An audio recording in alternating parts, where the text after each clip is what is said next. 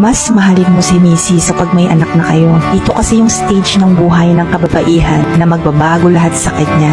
Mula sa katawan, sa hormones, sa lifestyle niya, sa buong pagkatao niya. Kapag ang isang babae ay nanganak, nandyan na yung maaawa siya sa sarili niya. Titingin siya sa salamin at halos hindi na niya makilala yung refleksyon sa harapan niya. Malaking puson, maitim na batok, malaking braso, lawlaw na balat. At mula ng mga anak din siya, dumoble ang pagod niya. Bilang asawa, huwag naman sana tayo maghanap ng iba pag si Mrs. ay nagbago na. Isipin mo yung hirap na pinagdaanan niya mula sa pagdadalang tao, sa pagsilang at sa pag-aalaga. Huwag kang maging selfish. Ang ibang lalaki kasi tumitingin na sa iba dahil feeling nila hindi na maganda yung misis nila. Napaka-unfair naman nun, di ba? Mahalin natin si Mrs. ng mas higit pa.